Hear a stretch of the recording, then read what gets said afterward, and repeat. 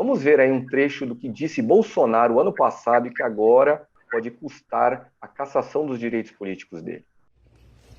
E repito, até hoje esse inquérito não foi concluído. Entendo que não poderíamos ter tido eleições de 2020 sem apuração total do que aconteceu lá dentro.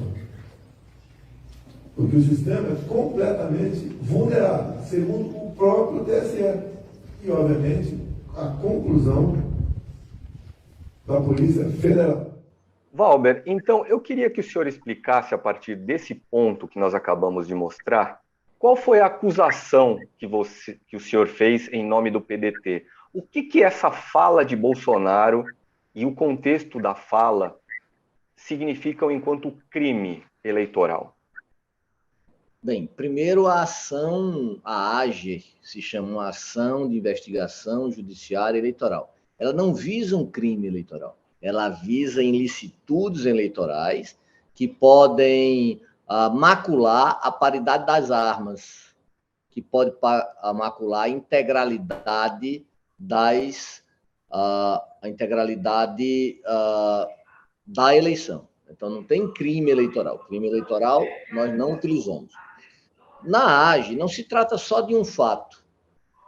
Porque quando falo da AGE dos embaixadores, nesse momento, eu vou fazer um retrato histórico desse fato, ele menciona, e nós mencionamos, ele menciona vários fatos. Por exemplo, ele menciona a quebra do código-fonte, ele menciona uma determinada planilha que um assessor dele, o Eduardo Gomes, teria. Então, na petição inicial, nós já fizemos uma análise, com base numa reportagem, que houve, no ano de 2021, 23 ataques ao sistema eleitoral. Então, não se está discutindo apenas aquele momento histórico, que foi a reunião dos embaixadores. Nós trazemos para o contexto histórico, já na petição inicial, e veja, essa ação é ação de investigação. Não é uma ação privatista lá do Código de Processo Civil.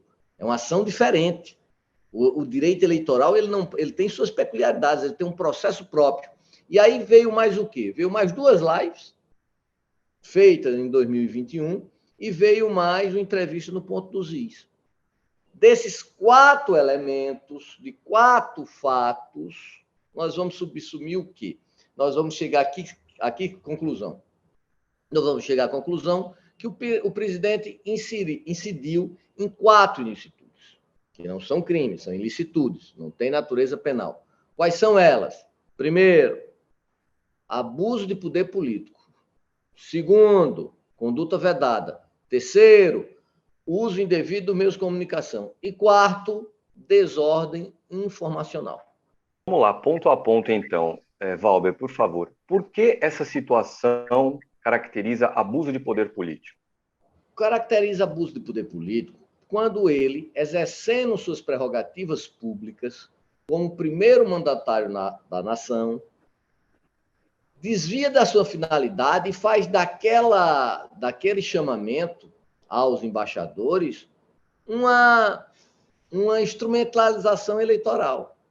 Quando, por exemplo, ele abusa do poder político, quando, por exemplo, convoca servidores públicos para chancelar 2 peritos da Polícia Federal, que nós temos de melhor, para chancelar uma minuta que não se sustentava em pé, que não aguentava nenhum tipo de perícia. Isso seria o abuso do poder político. Conduta vedada, quando usa de objeto público. Usa de objeto público quando o quê? Quando coloca a estrutura burocrática do Estado para propagandear essas mensagens. Quando usa de propaganda institucional, que deveria ser para finalidade educativa, informativa, de orientação social, para chegar a determinados objetivos eleitorais. Uso indevido de comunicação, quando utiliza bem público, ou seja, conduta vedada, utilizando a TV pública, a TV Brasil, para difundir sua informação e, a partir daí, gerar a viralização na mídia social.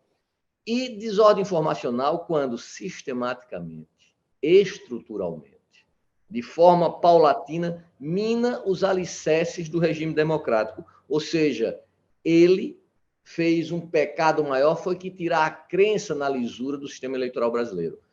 Veja, desde as eleições de 1996, nunca houve uma única mácula que o sistema eleitoral brasileiro representasse alguma falha. E ele sistematicamente plantou e tirou o que é mais grave, a fé dos brasileiros naquele sistema.